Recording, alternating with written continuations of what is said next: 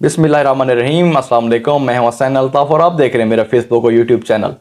तो राना सनाउल्लाह साहब ने कुछ स्टेटमेंट्स दी हैं और वो काफ़ी एग्रेसिव होकर बात कर रहे हैं। मैं पहले आपको स्टेटमेंट सुना देता हूं। उन्होंने कहा कि अगर मगर छोड़ें और असम्बलियाँ तोड़ें, और उन्होंने ये भी कहा कि फवाद चौधरी साहब कभी 20 तारीख का टाइम देते हैं, कभी कोई और टाइम देते हैं। भाई उन्होंने कहा असम्बलियाँ तोड़ें और इलेक्शन करवाएं।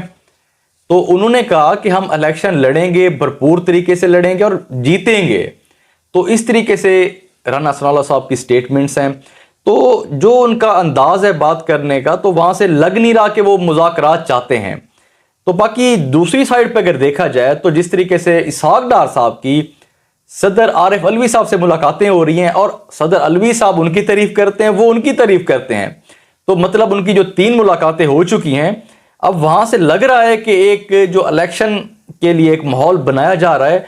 अब ये कुछ सहाफियों ने क्लेम किया है कि नवाज शरीफ साहब चाहते हैं कि इलेक्शन हो और वो पीडीएम से तंग आ चुके हैं, क्योंकि जाहिर सी बात है, मैं भी यही समझता हूं कि पीडीएम से वो तंग आ चुके होंगे, क्योंकि नवाज शरीफ साहब ने माजी के अंदर काफी काम किए हुए हैं पाकिस्तान के लिए, डेवलपमेंट्स भी की हुई हैं, बड़े बड़े प्रोजेक्ट्स भी हैं उनके, खासतौर पर मोटरवेज बाकी भी। तो अब जब से वो पीडीएम के साथ शामिल हुए हैं तो उन सब पे पानी फेरा जा रहा है।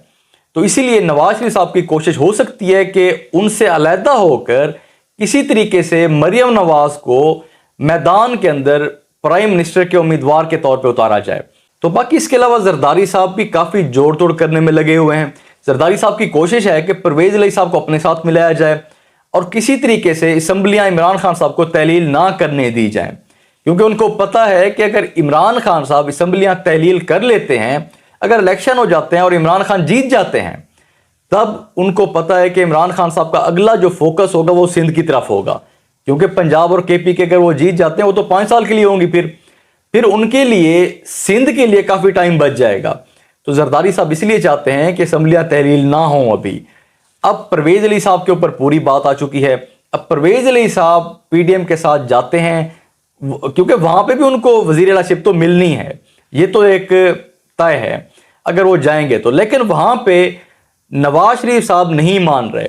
नवाज शरीफ साहब का सोचना यह है कि परवेज अली साहब को अगर वजीर-ए-आला बना दिया जाता है 7 से 8 महीने के लिए, अगर हुकूमत मतलब बचा ली जाती है, तो 7-8 महीने का जो हमें नुकसान होगा वो फ्यूचर के अंदर होगा, क्योंकि नून लीग पहले भी काफ़ी कमज़ोर हो चुकी है।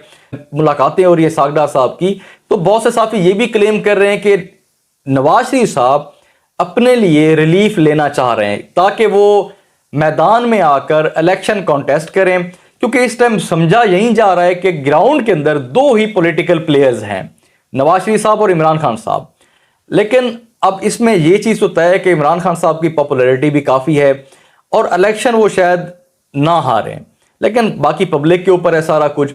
अब नवाज शरीफ साहब अगर अलहदा होकर पीडीएम से इलेक्शन लड़ते हैं, चाहे वो मरियम नवाज साहबा को ले आते हैं, शहबाज शरीफ साहब को अगर साइड पे कर देते हैं, तो हो सकता है कि नून लीग की एक जो बची कुछ ही साख है, कुछ ना कुछ वो बच जाए मजीद। तो बाकी जिस तरीके से नून लीग तबाही की तरफ जा रही है, तो हो सकता है कि वो वहां से बच जाए और नून लीग को अकेले इलेक्शन लड़ना होगा, अलहदा होकर लड़ना होगा। तो बाकी अब आगे जो डेवलपमेंट्स होंगी वो आपके साथ जरूर शेयर करेंगे। तो फिलहाल के लिए अल्लाह हाफिज।